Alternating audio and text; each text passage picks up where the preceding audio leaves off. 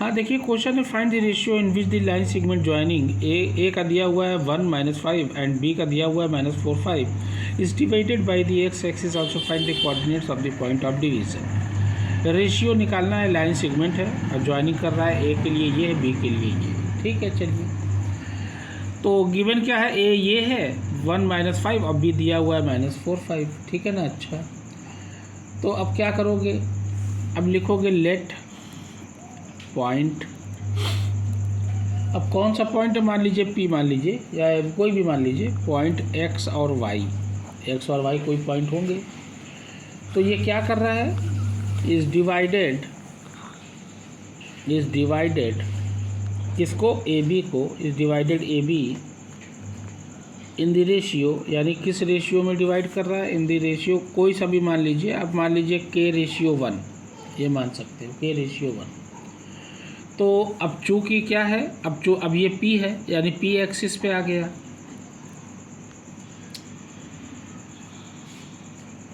अब P कहाँ पर है, X एक्सिस पे मान लीजिए है, X एक्सिस पे ना, X एक्सिस पर स्थित है ये P।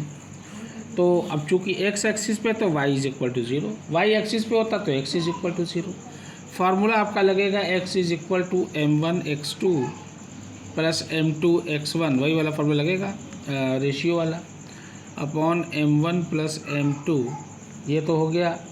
और एक और होता है, क्या होता है, y वाला, ये तो x वाला हुआ, y = होता है m1y1 m1y2 + m2y1 upon m1 + m2, ये हो गया। ठीक है ना, ध्यान देना।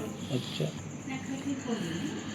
x = m1, अब यही देखिए k क्या है, ये m1 मान लीजिए और ये m2 मान लीजिए।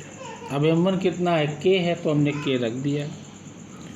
और ये क्या है, ये है x1, ये y1, यहाँ मान लीजिए x2 और ये y2। अब x2 कितना है, -4 है, तो ये हमने रख दिया -4 ब्रैकेट में। क्यों, क्योंकि साइन है यहाँ पे माइनस का, प्लस की जगह प्लस। m2 कितना है मेरा, 1 है, तो m2 की जगह हमने रख दिया 1। और x1 कितना है मेरा, 1 है, तो ये 1 लगा दिया, अपॉन कर दिया। m1 + m2 क्या है, k+1, ये हो गया। अब y क्या है, 0 है, सीधी सी बात है।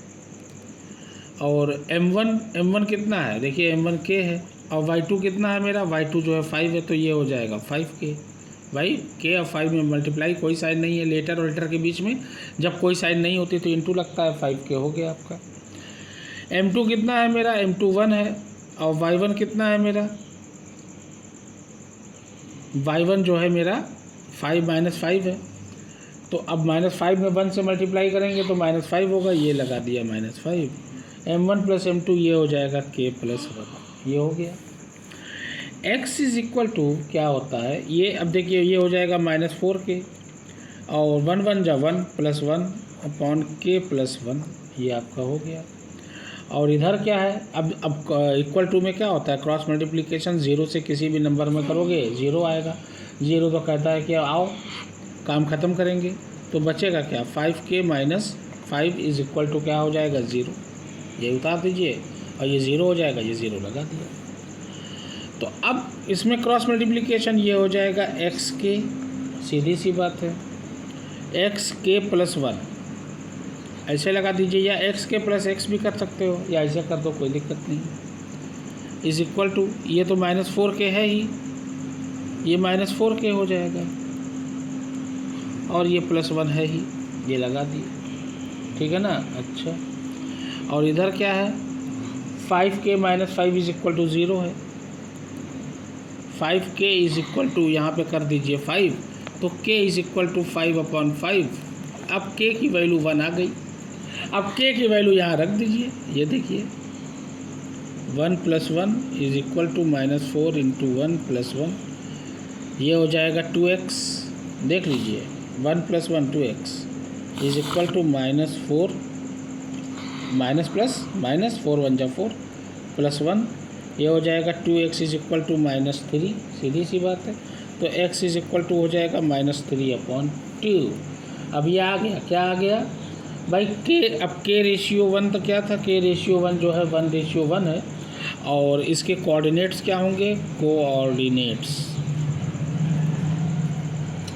कोऑर्डिनेट्स क्या होंगे, पी पे है एक्स भाई, अब जाहिर सी बात है ये हो जाएगा -3/2 और ये 0, वाई तो 0 था ही, ये -3/2 आ गया, ये हो गया।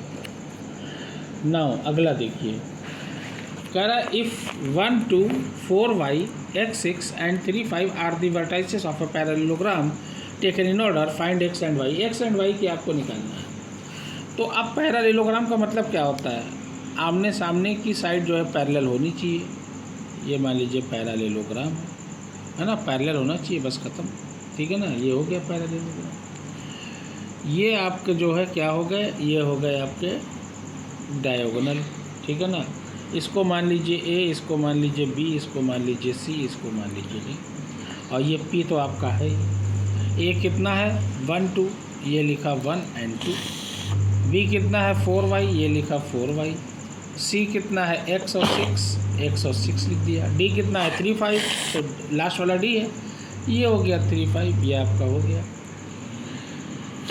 अब देखिए, अब चूँकि ये क्या है पैरेललोग्राम है, और ये क्या कर रहा है, बाइसेक्ट कर रहा है पॉइंट पी पे, ठीक है ना। तो पी के कोऑर्डिनेट्स क्या होंगे, कोऑर्डिनेट्स ऑफ पी का निकालना है।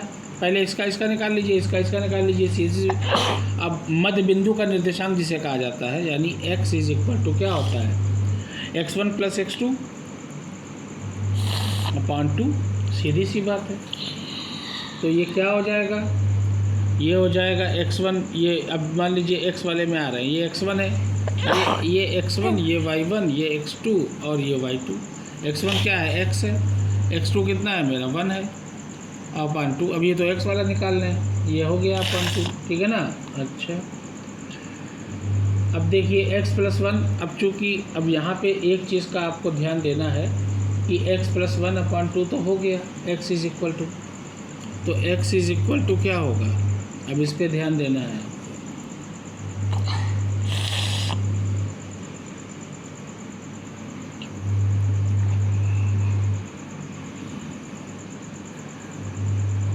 = ये x का हो गया x + 1/2, और ये हो गया 3, क्या है 3 + 4, ये भी x है ना, हाँ 3 + 4/2, ये हो गया, ठीक है ना। अच्छा, अब क्रॉस मल्टीप्लिकेशन, तो अब ये हो जाएगा 2x + 2 = 7 2 जा 14, सीधी सी बात है।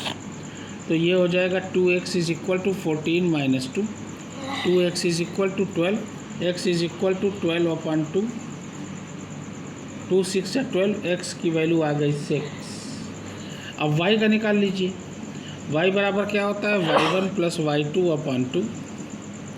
अब ये y वाला ये है, ये मान लीजिए y1 है, ये x1 है, ये y1 है, ये x2 है, ये y2 है, या यही मान लीजिए, जो भी मानना है मान लीजिए। अब ये y, अब इसमें y वाला है तो y वाला रहेगा, y1 क्या है 5 है, अब y2 क्या है, y2 y है /2 = अब ध्यान देना, ये तो हो गया, अब मतलब ये हम निकाल रहे हैं, ठीक है ना। अब ये क्या होगा, अब इधर आ जाइए, ये y है, ये y है, 6 + 2/2, ये भी करिए, = दोनों के इक्वल होगा ना। ये हो जाएगा 5 + y/2 = ये हो जाएगा 8/2, ये 2 2 कट गया, काट दो। अब ये हो जाएगा y = 8, और ये +5 इधर जाएगा -5, y = 3। क्या आया, x = 6 और y = 3। That will be the answer of this question.